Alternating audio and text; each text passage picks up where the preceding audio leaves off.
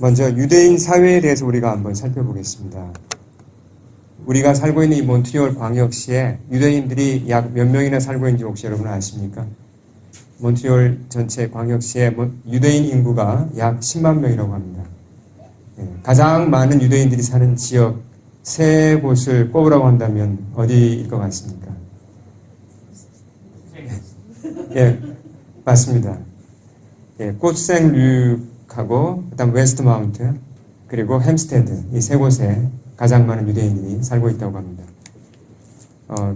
그곳에 가보시면 유대인 커뮤니티를 볼 수 있죠. 그러니까 유대인들은 커뮤니티를 이루고 사는데 굉장히 강합니다.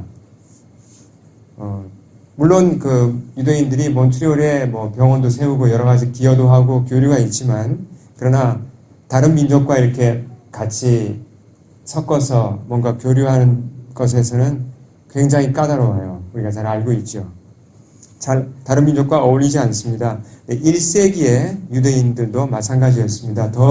그때는 더했죠. 그 유대인들이 외국 사람들을, 유대인이 아닌 사람들을 부르는 단어가 있습니다. 뭐라고 불렀냐면 이방인, 그러니까 젠타일이라고 불렀죠. 젠타일. 사실 그렇게 썩 듣기 좋은 말은 아니에요. 유대인들은 이 이방인들과는 식사를 같이 하지도 않았고 또 집에 서로 왕래하지도 않았습니다. 우리가 주목해야 할 것이 그 첫 교회인 예루살렘 교회 성도들이 그 크리스찬들이 모두 유대인들이었다는 것입니다. 그 사람들이 복음을 전했습니다. 유대 지방에도 전했고 또 외국에 나가서도 전했는데 누구에게만 전했습니까? 외국에 나가도 같은 유대인에게만 복음을 전했습니다. 외국인들한테는 관심이 없었고 그분들의 이 사고방식 속에 외국인이 들어있지 않았습니다. 이게 복음이 전해질 거라고 생각조차 하지 않았습니다. 근데 분명히 부활하신 주님은 복음서마다 이렇게 말씀을 하시지 않았습니까? 예를 들면 마가복음 16장을 보더라도 너희는 온 천하에 다니며 누구에게 복음을 전하라고요? 만민에게 복음을 전하라고 분명히 예수님은 말씀하셨습니다. 그러나 초대교회 이 크리스찬들, 유대인들로 된 이 크리스찬들은 다른 민족에게 복음을 전한다 이런 개념이 잘 없었습니다. 엄두를 내지 못했고 생각조차 하지 않았습니다. 그만큼 유대인들과 이 외국인들, 이방인들의 벽이 높았던 겁니다. 바로 이 무렵에 굉장히 중요한 사건이 일어납니다. 그 사건이 바로 사도행전 10장이고 이 사도행전 10장 사건을 통해서 유대인들에게 하나님께서 유대인들로 하여금 그 울타리를 내리게 하십니다. 유대인의 울타리를 내리고 외국인들에게 복음을 가지고 나가도록 그렇게 주님께서 도와주십니다. 그래서 결국 유대인들이 이제 외국인들한테 관심을 가지고 로마 제국 전체로 복음을 들고 나가게 되는 것이죠. 이 역사적인 사건인데요. 이 사건의 주인공이 두 사람입니다. 첫째가 베드로이고 사도 베드로, 두 번째가 오늘 본문에 나온 로마 백부장 고넬료입니다. 이 두 사람에게 일어난 일을 좀 자세히 우리가 살펴보겠습니다. 그래서 오늘은 고넬료에게 일어난 사건을 살펴보고 다음 주에는 베드로에게 일어난 사건을 한번 살펴보겠습니다. 자, 1절을 보시면 장소가 어디입니까? 가이사랴에 이 사람의 이름이 뭐죠? 고넬료라는 사람이 있으니 이탈리아 부데라 하는 군대의 백부장이라고 그랬습니다. 가이사랴가 어디 있는지 이제 지도를 보시면 여기 그 지중해 연안에 요바로부터 쭉 올라가서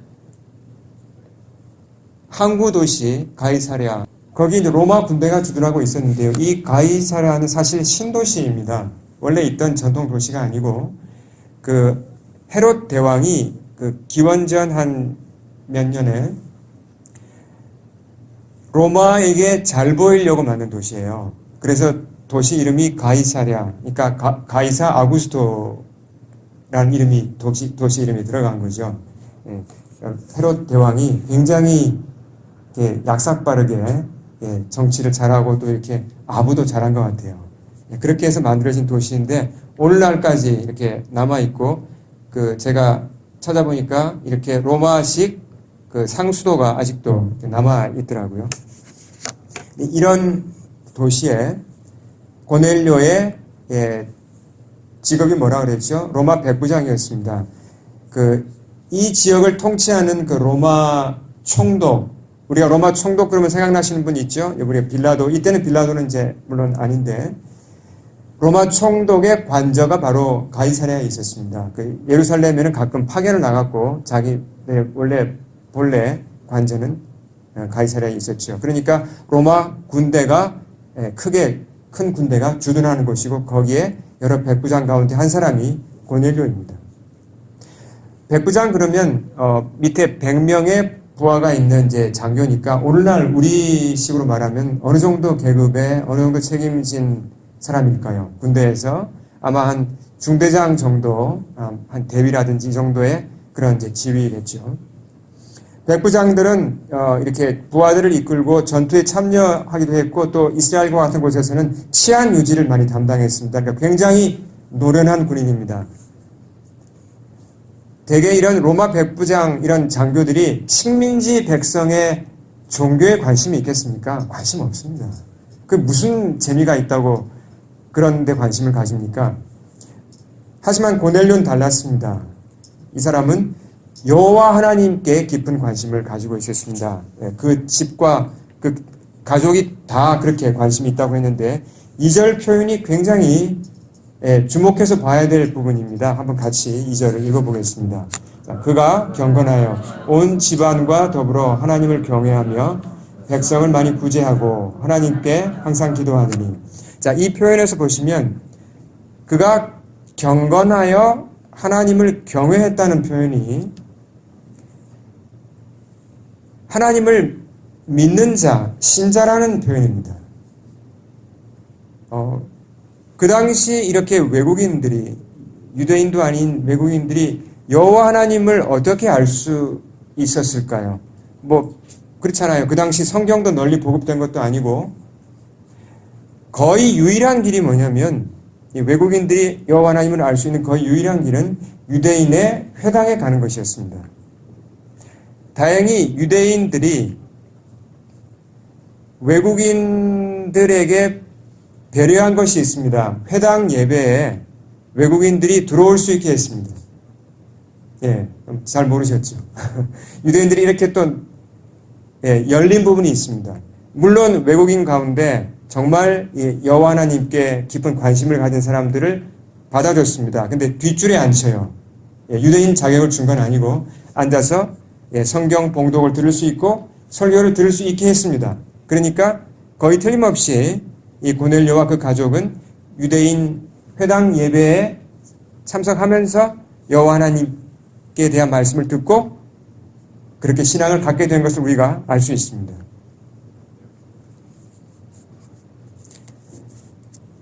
또 그가 보면 이 말씀에서 보면 백성을 많이 구제했다. 어느 백성이죠? 식민지 백성입니다. 하나님의 말씀에 따라 순종해서 백성을 돌아보았고 또 보시면 하나님께 항상 기도했다. 여기서 하나님께 기도했다는 표현과 그리고 문맥을 보면 이 고넬료라는 사람은 하나님을 찾았다는 걸 알 수 있어요.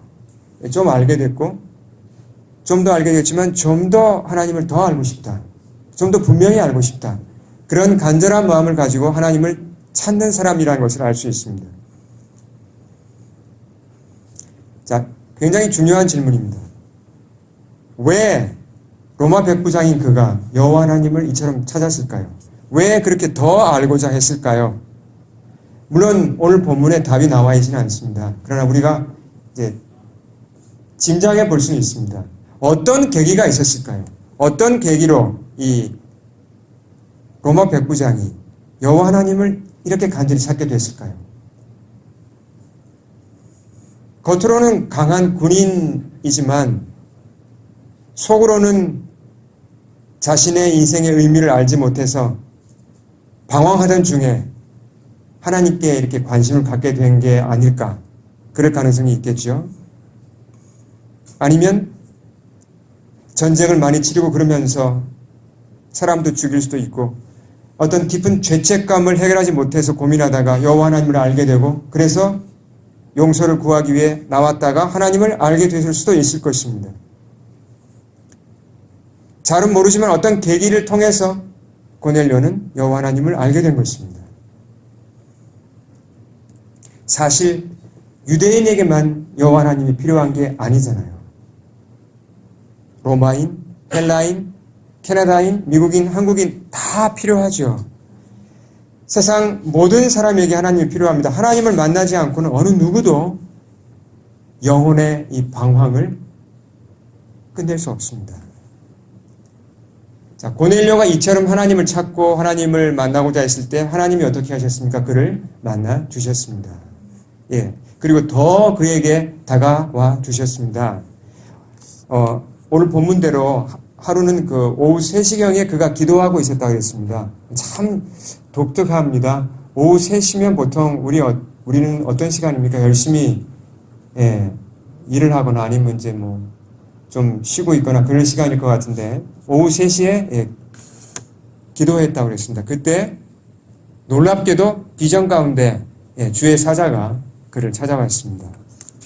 두려워하는 그에게 이렇게 얘기했습니다. 내 기도와 구제가 하나님 앞에 상달되어 기억하신 바 되었으니 내가 지금 사람들을 요바에 보내어 베드로라 하는 시몬을 청하라. 그는 무두장이 시몬의 집에 유숙하니 그 집은 해변에 있다. 천사가 이렇게 얘기한 것입니다. 천사의 말대로 이 고넬료가 드린 기도 그리고 그가 행한 구제가 하나님께 상달되었습니다. 자, 여기서 우리가 하나 생각해 볼 수 있습니다. 물론 본문에 정확하게 안 나와 있지만 고넬료가 하나님께 기도했다 그랬잖아요. 기도 제목이 무엇이었을까요? 여러 가지를 기도했겠지만 문맥으로 봐서 우리가 알 수 있는 것은 고넬료에게 있어서 가장 중요한 기도는 하나님, 제가 하나님을 더 알고 싶습니다. 좀 더 가까이 가고 싶습니다. 어떻게 해야 더 알 수 있을까요? 어떻게 해야지 더 주님으로 충만할 수 있을까요? 이런 기도를 아마 하지 않았을까. 그러니까 주님이 응답을 하셨죠. 주님이 응답하신 것은 사람을 보내어 고넬료를 도와서 주님을 더 알 수 있도록 도와준 거잖아요. 네. 자, 천사가 어떻게 하라 그랬죠? 고넬료에게 베드로라고 하는 시몬, 이름도 정확하게 얘기했습니다. 그 베드로 사도를 집으로 초대하라 그랬습니다. 천사가 나타난 건 굉장히 고무적인 사실인데 여러분 로마 백부장이 사도 베드로를 자기 집으로 초청한다. 여러분 이거 가만히 생각해 보셔야 됩니다. 이게 괜찮은 일인가? 이거 해도 되는 건가? 자, 가이사랴에 뭐가 있었다 그랬죠? 로마군 본부가 거기 있었습니다. 로마군의 주된 임무는 치안 유지였습니다. 유대인들이 하도 많이 반란을 일으켰기 때문에 굉장히 이제 많은 정보를 수집했겠죠. 근데 그런 로마 군대가 나사렛 예수 사건을 모를 리가 없습니다. 그 이후에 일어난 그 예수당, 이 기독교인들이 세운 예루살렘 교회를 모르겠습니까? 모를 리가 없습니다. 거기에 최고 수장 베드로를 모르겠습니까? 이미 리스트에 있을 것입니다. 근데 그 기독교의 수장인 베드로를 이 로마 백부장이 자기 집으로 초대하면 그게 알려지면 군대에서 가만히 있겠습니까? 분명히 어떤 불이익을 당할 겁니다. 아니 도대체 지금 무슨 짓을 하는 거냐고 의심을 받을 수도 있습니다. 왕따를 당할 수도 있습니다. 직장에서 어떤 큰 피해를 당할 수도 있습니다. 그럼에도 불구하고 고넬료가 어떻게 했죠? 천사의 말에 그대로 순종했습니다. 자기 종 둘을 보내고 또 경건한 부하를 보내어서 천사의 말대로 베드로를 자기 집으로 초청했습니다. 위험을 감수하고 주님을 더 알고자 사도 베드로를 부른 것이죠. 여러분, 하나님을 더 알고자 한다는 것, 하나님을 만나고자 찾는다는 것 참 중요한 것인데요. 우리가 이렇게 주님을 진심으로 찾을 때 주님이 우리를 만나주십니까? 만나주십니다. 정말 주님을 찾으면, 만나고자 하면 내가 원하는 것 이상으로 만나주시고 알려주신다는 겁니다. 제가 최근에 이제 책을 통해서 알게 된 미국 여류 작가가 있습니다. 릴리 뷰레너라는 분인데 젊은 여류 작가예요. 이분이 쓴 글이 워싱턴 포스트, 또 뉴욕 타임스, 또 로스앤젤레스 타임즈 같은 유명한 잡지에도 이렇게 글이 실렸고요. 또 이 릴리 뷰레너가 소설도 여러 개 발표했습니다. 그 중에 보시면 여기 앞에 제목이 보이시죠? Strip City라는 소설을 2001년에 발표를 했는데 부제로 붙은 것이 뭐냐면 Stripper's Farewell Journey Across America. 그러니까 한글로 번역하면 이렇게 번역할 수 있겠죠. 어느 스트립 댄서의 미국 횡단 고별 여행기라는 이 책이 미국에서 크게 베스트셀러가 되셨습니다. 근데 이분이 참 험하게 살았더라고요. 실제로 10대 후반부터 20대 초반까지 실제로 그렇게 스트립 댄서로 일을 했어요. 얼마나 거칠고 험하게 살았는지 우리는 알 수 있습니다. 그 경험을 가지고 본인이 자전적으로 소설을 썼는데요. 그리고 어떤 기독교는 싫어했습니다. 그 대신 뉴에이지 이런 것들을 이제 많이 추종했습니다. 여러분, 이런 릴리와 같은 사람이 하나님을 찾을까요? 정말? 우리가 거리에서 이런 사람 만났을 때 저 사람 하나님 찾을 것 같지가 않아 보이잖아요. 여러분, 이런 분 만나면 전도하고 싶습니까? 해도 안 될 것 같지 않습니까? 전혀 관심이 없고 그냥 하나님과는 정말 멀리 떨어진 그런 사람 같지 않습니까? 이런 분이 하나님을 찾는다고 잘 하나님을 만날 수 있을 것 같지도 않습니다. 근데 사실 알고 보니까 이분이 기독교 가정에서 태어났습니다. 썬데이 스쿨에 다니면서 예배드리고 성경을 암송하고 찬양을 배우면서 자랐더라고요. 근데 이 릴리에게 남모르는 어려움이 있었습니다. 그것은 우울증이었습니다. 디프레션. 우울증이라는 단어를 알기 전부터 심한 우울증에 시달렸다고 합니다. 근데 학교에서 선생님들이 좀 잘못 도운 부분도 있어요. 이제 릴리를 좀 이렇게 좀 정신병자 취급하면서 이렇게 좀 너무 심각하게 다룬 겁니다. 그렇게 상처를 받기도 했고 10대가 되면서 점점 교회의 흥미를 잃어갔습니다. 그러다가 17살에 고등학교를 자퇴하고 뉴욕시티로 갑니다. 그곳에서 바닥 생활이죠. 그 10대 소녀가 어디 의지할 게 있겠습니까? 바닥에서 산 거예요. 근데 바닥 생활을 하면서 보니까 약하고 연약한 사람들이 많습니다. 그런 홈리스도 있고 정말 그런 여러 각종 약하고 깨어지고 어그러진 사람들을 만났습니다. 그들이 돕고 싶었습니다. 그 약한 사람들을 위해서 뭔가 하고 싶은 마음이 막 솟아났습니다. 근데 자기 코가 석자라고 자신이 지금 의지할 것도 없고 자신의 우울증이 있으니까 그때는 할 수 있는 게 없었습니다. 그래서 결국 하게 된 것이 스트립 댄서였습니다. 그렇게 하면서 미국 전역을 떠돌았습니다. 정말 혼돈과 어둠의 시기였습니다. 우여곡절 끝에 서부로 가서 이제 좀 정신을 차리고 글을 쓰기 시작했어요. 글을 잘 썼습니다. 결혼도 했습니다. 글 때문에 이제 이름이 알려지고 생활도 안정이 됐습니다. 근데 우울증은 떠나지 않았어요. 가정을 이루었는데도 점점 심해진 것입니다. 그래서 지금으로부터 몇 년 전에는 너무 심해져서 우울증이 이제 릴리가 쓴 간증을 제가 읽어봤습니다. 거기에 나와 있는 내용을 보면 몇 년 전에는 우울증이 너무 심해서 진짜 자살 일보 직전까지 갔다고 합니다. 그때 느낀 것이 깊은 어떤 외로움, 아무도 나를 모른다는 것, 내 이 아픔을 아무도 모른다는 것, 어떤 그런 절망, 깊은 두려움과 더 나아가서 어떤 자신의 무가치함, 내 인생이 일말의 가치라도 가지고 있을까?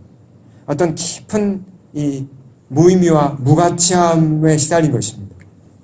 그 낮고 낮은 자리에서 기억난 게 있어요. 릴리한테. 하나님.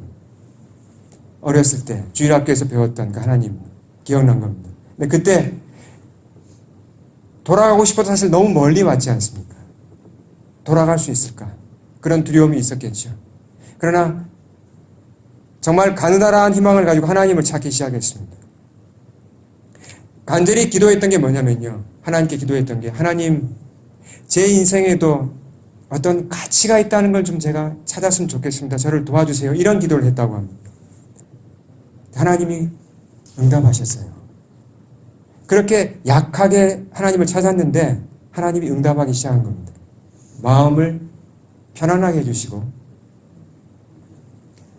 뭔가 마음속에 부드러움이 임하기 시작했습니다. 내가 교회를 다시 가야겠다. 이런 마음이 든 겁니다. 근데 막상 가려고 하니까 이 발걸음 잘 안 떨어지죠. 그 오래전에 떠났던 교회인데 쑥스럽기도 하고 갔다가 또 상처받으면 어떡하지? 실망하면 어떡하지? 그런 걱정이 앞섰습니다. 그래도 하나님이 용기를 주셔서 교회로 나갔습니다. 예배를 드리고 성경을 공부하면서 주님을 더 찾았고 주님께 더 가까이 간 것입니다. 그러면서 주님을 만난 것입니다. 놀랍게도 릴리가 본인의 입으로 이렇게 고백을 했습니다. 이제 우울증이 치유되었습니다. 이 고백을 하더라고요. 물론 이어서 고백하기를 아직도 우울증이 찾아올 때가 있습니다.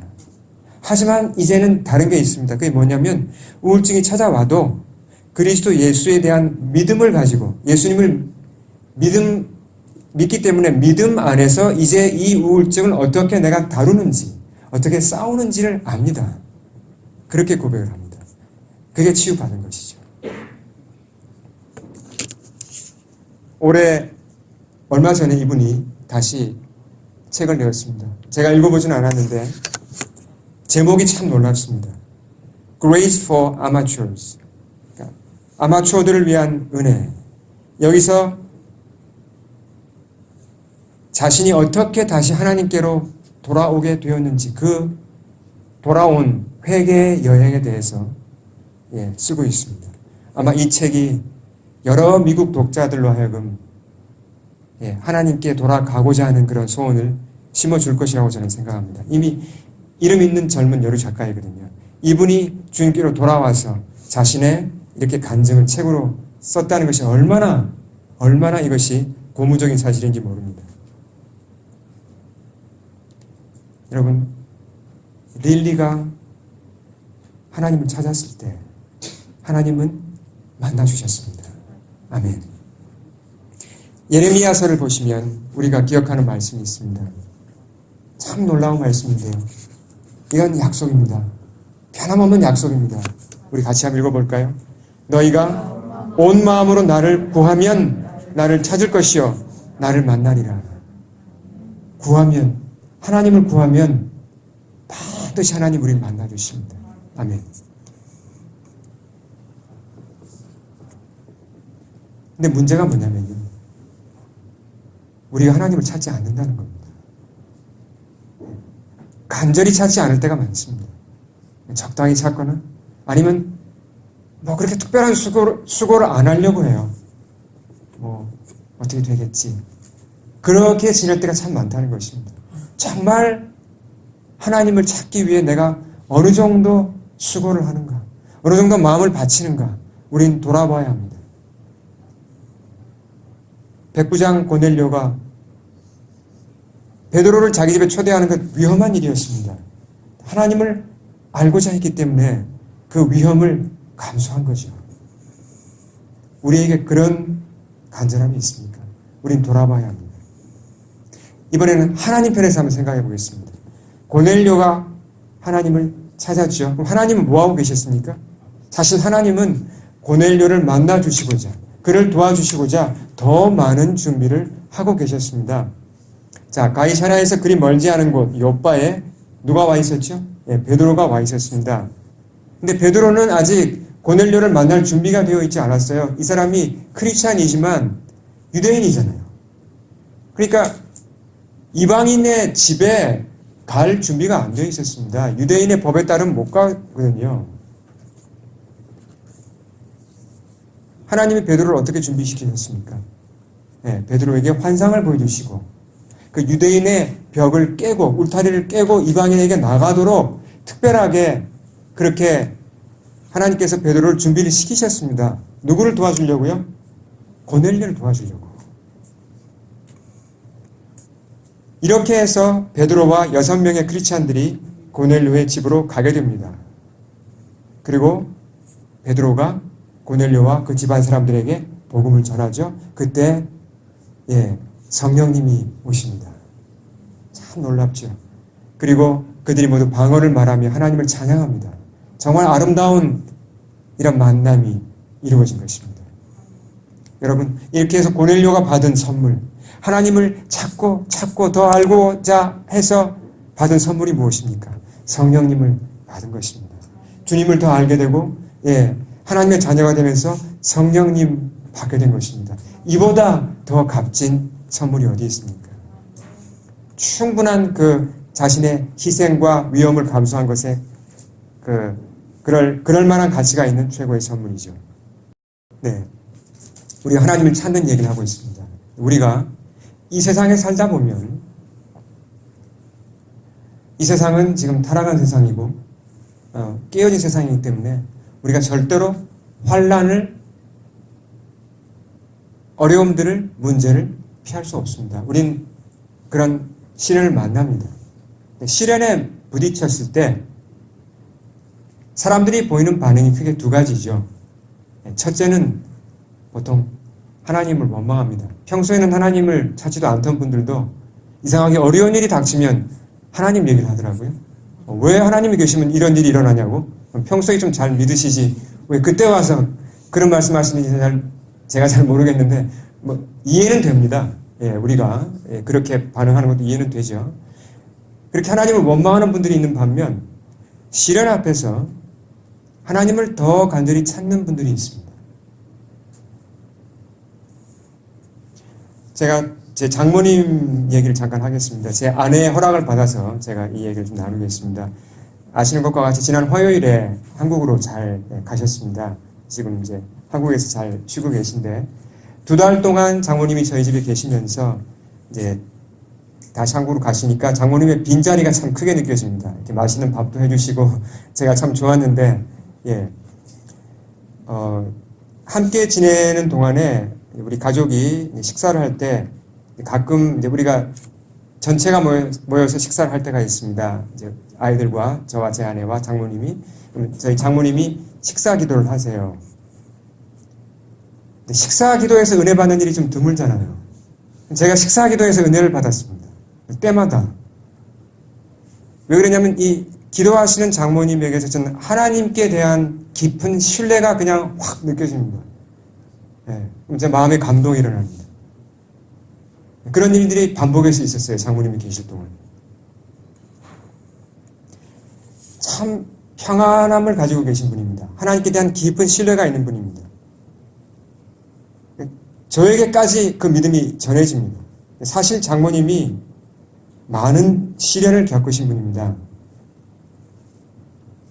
여러분, 여인에게 있어서 가장 중요한 이제 남자 세 사람을 꼽으라고 한다면 이제 아버지가 될 것이고 남편이 될 것이고 또 아들이 될 수 있겠죠. 이 장모님이 이 세 분을 다 잃으셨습니다. 과거에 저희 장모님의 아버님 되시는 분이 그 당시 변호사셨어요. 그러니까 그 당시 상당히 이제 유복한 집안에 태어나서 자라셨는데 6.25 전쟁이 일어나면서 그 장모님의 아버님, 그 변호사 되시던 분이 북한군에게 납치를 당했습니다. 10대의 나이에 아버님을 잃은 겁니다. 그 어려운 환경 가운데서 열심히 사셨습니다. 이제 장녀로서. 그래서 결혼을 하셨어요.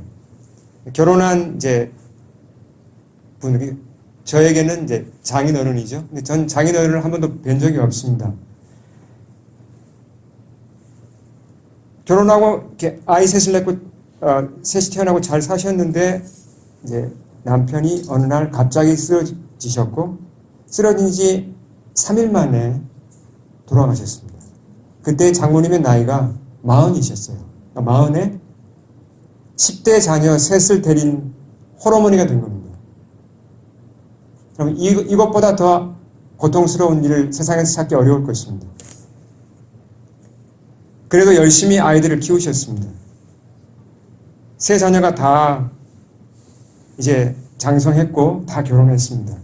이번에는 둘째 아들이 갑자기 또 질병으로 쓰러졌고 병원에 입원한 지 한 2주 만에 하나님 품에 안겼습니다. 참 가슴 아픈 일이죠. 아마 가장 고통스럽지 않으셨을까? 아들이잖아요. 자녀가 먼저 그렇게 갑작스럽게 떠난다는 것 참 상상하기 어려운 아픔이셨을 것입니다. 이런 극한 시련 속에서 장모님이 하신 것은 간절히 하나님을 찾는 것이었습니다. 더 열심히 성경 공부하시고 더 열심히 예배를 드리시고 그렇게 하셨습니다. 하나님이 장모님을 깊이 만나 주셨더라고요. 차고 넘치는 위로를 주셨습니다. 근데 이게 그냥 아픔이 왔고 위로가 왔다는 정도가 아니고 그냥 뭔가 이렇게 뭔가 밀물이 썰물이 됐다가 밀물이 된 거 이런 정도가 아니죠. 아픔 더하기 위로가 아니고 위로에 그치지 않고 큰 소망을 주셨습니다. 이런 모든 과정을 통해서 하나님께서는 우리 장모님을 새로운 세계로 인도하셨더라고요. 그리스도의 세계. 참 놀라운 그런 영적인 세계로 인도하셨습니다. 그 이후로 점점 장모님은 영적인 분이 되셨고 가족들과 주위의 분들을 그 새로운 세계, 그리스도의 세계로 인도하는 일, 그 일을 하십니다. 중보기도 하시고 사랑으로 감싸시고 조용히 뒤에서 이렇게 도와주시면서 얼마나 귀한 일을 하고 계신지 몰라요. 우리 교회가 창립되었을 때부터 한 사람 한 사람 이름을 다 부르면서 계속 기도하셨습니다.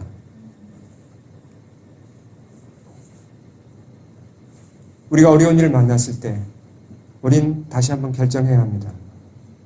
우리가 무엇을 할 건지. 우린 하나님을 찾아야 합니다. 간절히 하나님을 찾아야 합니다.